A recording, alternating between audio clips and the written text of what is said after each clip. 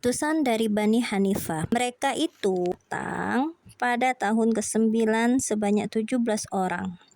Di antara orang dari Bani Hanifah tadi adalah Musailamah. Iya, bukan, ini kan cerita Musailamah. Ini Al-Kazab. Al-Kazab itu artinya pembohong. Al-Kazab. Al-Kazab. Nabi palsu ya. Yang nama lengkapnya Musailamah bin Sumamah bin Kabir bin Hubaib bin Al-Haris dari Bani Hanifah. Mereka Bani Hanifah yang menjadi utusan ini singgah di rumah salah satu orang Ansor, lalu menemui Rasulullah dan menyatakan masuk Islam. Termasuklah Musailamah tadi ya. Ada riwayat yang berbeda tentang Musailamah ini. Namun di beberapa riwayat ada pula disimpulkan bahwa Musailamah ini orang yang selalu menampakkan kesombongannya. Dia ingin mendapatkan kedudukan yang tinggi. Dia tidak datang menemui Rasulullah bersama utusan yang lain. Dia nggak mau ya. Sementara beliau ingin meluluhkan hati Musailamah ini dengan perkataan dan perkelakuan yang manis kepada Musailamah. Tapi ketika dia sudah dikuasai niat yang buruk, tentu saja semua itu tidak banyak artinya. Sebelumnya Rasulullah pernah mimpi mendapatkan kekayaan dunia yang melimpah. Tiba-tiba di tangannya ada 2 buah gelang kebesaran.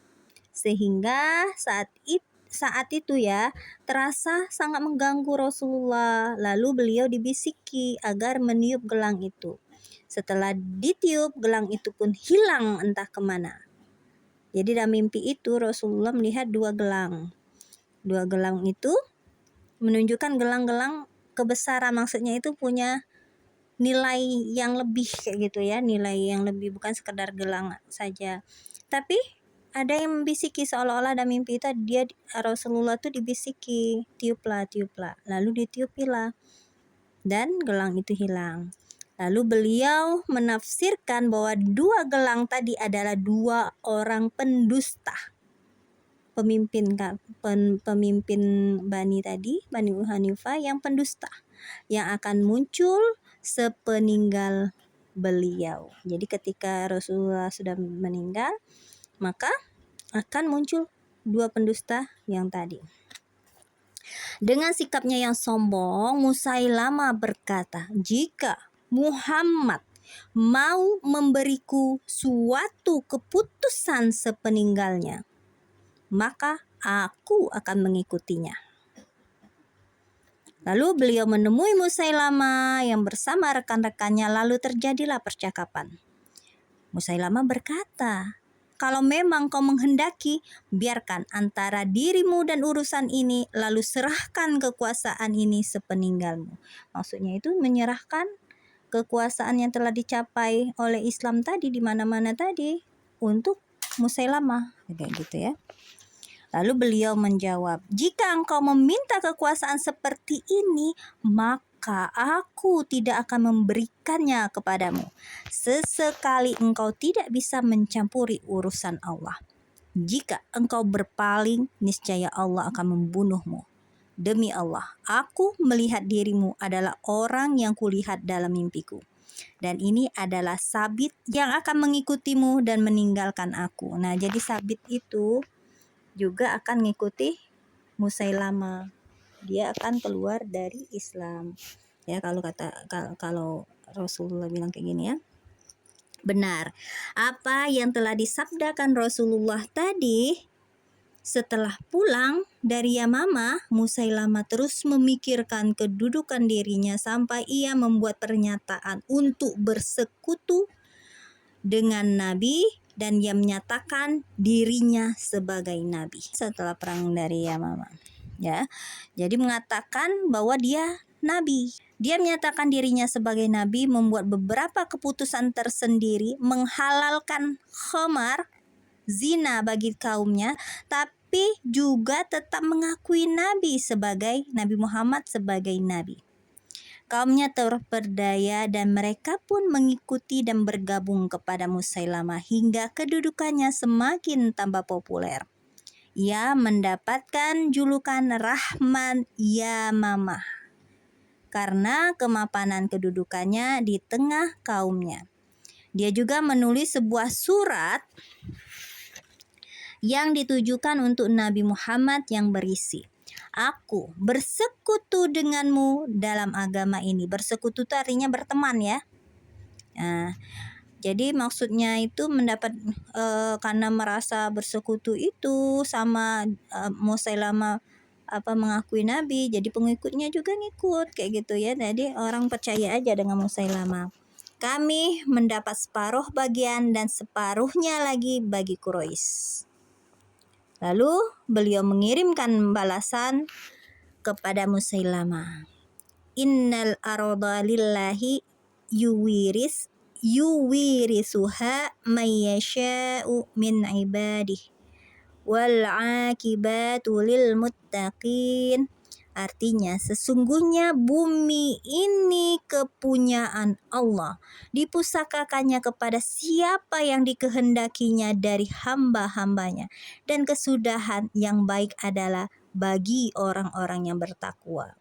Kata Al-Quran ini, bumi ini punya Allah. Tidak ada pembagian kayak kata Musailamah, separuh bagian untuk Quraisy, separuh bagian untuk Musailamah dengan Nabi. Enggak kayak gitu. Nah, kayak gitu ya. Dari Ibnu Mas'ud dia berkata, Ibnu Nawahah dan Ibnu Asal mendatangi Rasulullah sebagai utusan Musailamah. Lalu beliau bertanya kepada mereka berdua, apakah kalian bersaksi bahwa aku adalah Rasulullah? Keduanya menjawab, kami bersaksi bahwa Musailamah adalah Rasul Allah. Pesan tadi ya, dia tidak mengakui Nabi Muhammad sebagai Rasul Allah, tapi Musailamah yang diakuinya. Maka Rasulullah bersabda, aku percaya kepada Allah dan Rasulnya. Andai kata aku boleh membunuh seorang utusan, niscaya kalian berdua sudah aku bunuh. Karena tidak percaya kepada Rasul. Pengakuan Musailamah sebagai nabi ini terjadi pada tahun 10 Hijriah. Dia dapat dibunuh di masa Abu Bakar. Jadi Rasulullah sudah meninggal, baru terbunuh pada masa Abu Bakar pada bulan Rabiul Awal 12 Hijriah. Siapa? Dia tuh itu yang bunuh paman Nabi Hamzah. Iya benar, namanya Lupa. Wahsy. Ya, namanya Wahsy ya. Ya, dia dibunuh oleh Wahsy, pembunuhnya pamannya Hamzah. Sedangkan dua orang yang tadi yang tidak mengakui Nabi tapi Musailamah itulah Nabi, maka dia namanya Al-Aswad Al-Ansyi dibunuh sehari semalam sebelum Nabi. Jadi dia duluan dibunuh sebelum Nabi. Ada wahyu yang diturunkan beliau mengabarkan hal ini. Lalu beliau mengabarkan kepada para sahabat. Baru setelah itu ada kabar dari Yaman yang diterima oleh Abu Bakar. Orang yang kedua yang dibunuh, Al-Aswad Al-Ansyi dari Yaman. Utusan dari Bani Amir bin Sa'sa'ah. Dan di antara utusan itu ada Amir bin At-Tufail, musuh Allah, dan Arbat bin Qais, Khalid bin Ja'far, Jabbar bin Aslam, dan mereka adalah pemimpin dari kaum-kaum itu ya. Amir adalah orang yang pernah mengkhianati sahabat di Bir Maunah, mengkhianati para sahabat. Sebelum para utusan ini tiba di Madinah, Amir dan Arbat berembuk untuk bersekongkol membunuh Nabi SAW. Ketika mereka sudah menghadap beliau, Amir berbicara di hadapan beliau, sedangkan Arbat tadi mondar-mandir di belakang Rasulullah sambil menghunuskan pedang. Tapi Allah menahan tangannya hingga dia tidak mampu melakukannya. Dan beliau selamat dari persekongkolan mereka.